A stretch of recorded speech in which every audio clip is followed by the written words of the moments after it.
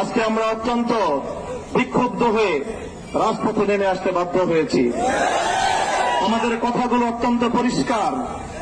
আমরা ধর্ষণ এবং জেনা ব্যভিচারের জন্য সর্বোচ্চ শাস্তি প্রকাশ্যে প্রয়োগের দাবি জানাই। সরকার ইতিমধ্যে আংশিক দাবি পূরণের পরিবেশ নিশ্চিত করবার পদক্ষেপ নিয়েছেন।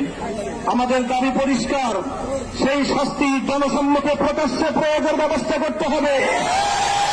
যেন একটা ধর্ষণের শাস্তি, একটা ব্যভিচারের শাস্তি দেখবার পর সমস্ত লম্পটদের বুকের মধ্যে ভয়ের কম্পন তৈরি হয়ে যায়। আমাদের স্পষ্ট আরেক দাবি হল, শুধুমাত্র ধর্ষণের কঠোর শাস্তির মাধ্যমে ধর্ষণ এবং ব্যভিচার বন্ধ করা যাবে না। এর যে উৎসমুখগুলো রয়েছে সেই উৎসমুখগুলো বন্ধ করতে হবে।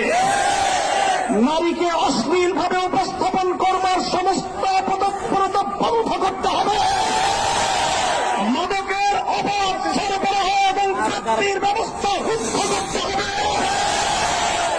নারীকে যারা অশ্লীলভাবে উপস্থাপন করছে, সিনেমার বিলবোর্ড, বিভিন্ন চলচ্চিত্রের পর্দা, নাটক এবং টেলিভিশনের পর্দার মাধ্যমে যারা নারীকে ভোগ্য পণ্য হিসেবে, ব্যবসার পণ্য হিসেবে উপস্থাপন করছে, তারা মাতৃজাতির কলঙ্ক করছে।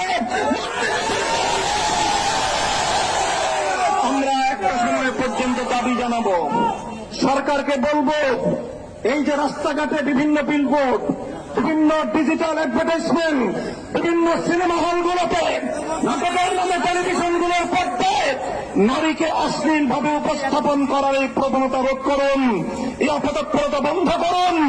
একটা সময় পর্যন্ত আমরা দাবি জানাবো।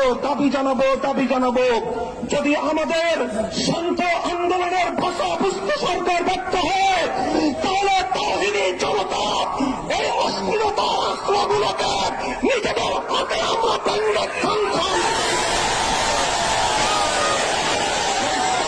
বলতে চাই। আজকে ইসলামপন্থী, ইসলাম বিরোধী নাস্তিক্যবাদের দোসরেরা তারা মামুর বাড়ির আবদার নিয়ে এসেছে। ওরা ধর্ষণ বন্ধ করতে চায় না। ওরা ধর্ষণ বিরোধী বিভিন্ন সংগ্রাম এবং বিভিন্ন সমাবেশের নামে রাজপথে প্রকাশ্যে নারী পুরুষ তারা অশ্লীল এবং যৌন আচরণের মাধ্যমে গোটা দেশ এবং জাতিকে কলঙ্কিত করার পরে তারা চালাচ্ছে।